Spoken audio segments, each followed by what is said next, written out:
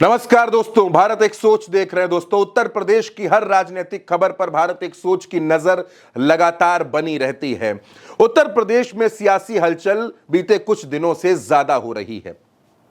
उत्तर प्रदेश में अखिलेश यादव ने अपने 3 विधायकों को पार्टी से बाहर कर दिया। राकेश प्रताप सिंह, मनोज पांडे और अभय सिंह, यानी गोसाईगंज, गौरीगंज और ऊंचाहार। आज बात करेंगे ऊंचाहार की।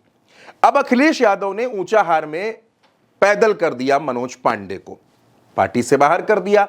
तो जाहिर सी बात है कि ये वो किला है जो 2012, 17 और 22 इन सभी चुनावों में समाजवादी पार्टी का यहां पर झंडा लहराता रहा है। चुनाव जीतती रही है, मनोज पांडे ही चुनाव जीते हैं। तो अब ऐसे में अखिलेश यादव को जाहिर सी बात है कि ऊंचाहार में एक मजबूत, कद्दावर और जमीनी नेता की तलाश होगी। और क्योंकि मनोज पांडे अगर भारतीय जनता पार्टी से टिकट हासिल कर लेते हैं, हालांकि वहां मुश्किलें हैं, लेकिन अगर मनोज पांडे टिकट हासिल कर लेते हैं तो अखिलेश यादव के लिए उत्तर प्रदेश की बाकी सारी सीटें एक तरफ, लेकिन ये जो 3 सीटें हैं, यहां भारतीय जनता पार्टी को हराने की जो कोशिश है वो अखिलेश यादव जरूर करेंगे। ऐसे में वो कौन सा नेता होगा जिस पर अखिलेश यादव भरोसा करेंगे? क्या वो नेता अभी समाजवादी पार्टी में है या फिर किसी नेता को समाजवादी पार्टी में लाया जाएगा? तो दोस्तों, चर्चाएं यहां पर ये हो रही हैं कि स्वामी प्रसाद मौर्य या उनकी बेटी संघमित्रा मौर्य, इन दोनों में से किसी एक को यहां समाजवादी पार्टी अपना प्रत्याशी बना सकती है, यहां टिकट दे सकती है ऊंचाहार की सीट से। क्यों टिकट दे सकती है, कारण क्या है, यह भी मैं आपको बताऊंगा। दरअसल दोस्तों, स्वामी प्रसाद मौर्य के बेटे उत्कृष्ट मौर्य 2 बार इस सीट से चुनाव लड़े। 2 बार उन्होंने यहां पर चुनाव लड़ा। 2012 में लड़े, 2017 में लड़े। जब 2012 में वो चुनाव लड़े तो मात्र 2500 वोटों से वो चुनाव हार गए। जब 2017 में चुनाव लड़े तो महज 2000 वोटों से वो चुनाव हार गए। उत्कृष्ट मौर्य ने मनोज पांडे को यहां पर कड़ी टक्कर दी। दोनों चुनावों में एक जबरदस्त टक्कर मिली स्वामी प्रसाद मौर्य के बेटे से मनोज पांडे को। 2022 का चुनाव हुआ तो भारतीय जनता पार्टी ने यहां प्रत्याशी बदला, लेकिन जाति वही रखी। अमरपाल मौर्य यहां पर चुनाव लड़ाए गए। अमरपाल मौर्य के लड़ने से यह हुआ कि मनोज पांडे चुनाव जीत गए, लेकिन जो जीत हार का अंतर था वो बड़ा हो गया, 5000 के भी ऊपर चला गया।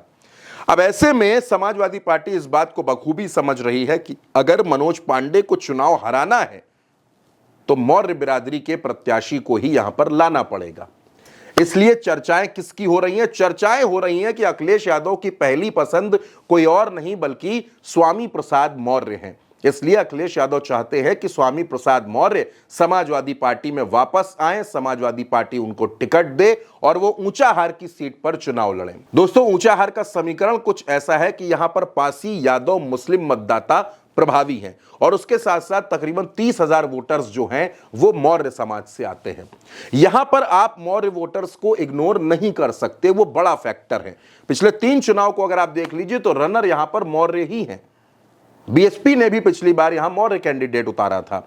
यानी मनोज पांडे की किलेबंदी करने के लिए, उनको हराने के लिए अखिलेश यादव स्वामी प्रसाद मौर्य को सपा में वापस लाकर चुनाव लड़ा सकते हैं। लेकिन अगर स्वामी प्रसाद मौर्य चुनाव लड़ने पर सहमत ना हुए, उनकी इच्छा ना हुई, तो फिर अखिलेश यादव के पास क्या ऑप्शन है? तो ऑप्शन दोस्तों दूसरा भी तैयार है। दूसरा ऑप्शन है पूर्व सांसद संघमित्रा मौर्य।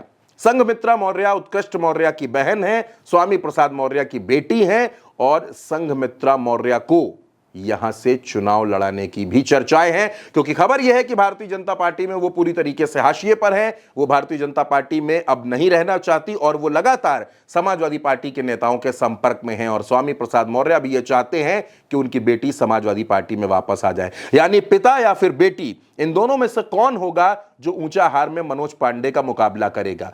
और जाहिर सी बात है, समाजवादी पार्टी को इन्हीं दोनों में से प्रत्याशी की तलाश है, क्योंकि सपा जानती है कि अगर इन दोनों में से कोई एक हमारा प्रत्याशी हो गया तो मनोज पांडे को करारी हार देना बेहद आसान हो जाएगा और इसीलिए इन दोनों नामों पर लगातार मंथन भी चल रहा है। तो दोस्तों, आप क्या सोचते हैं, स्वामी प्रसाद मौर्य या संघमित्रा मौर्य, इन दोनों में से कौन समाजवादी पार्टी का प्रत्याशी होगा ऊंचाहार में? जिस नाम के बारे में आप सोच रहे हैं वो नाम कमेंट बॉक्स में जरूर लिखिएगा और भारत एक सोच को सब्सक्राइब करना बिल्कुल मत भूलिएगा। नमस्कार।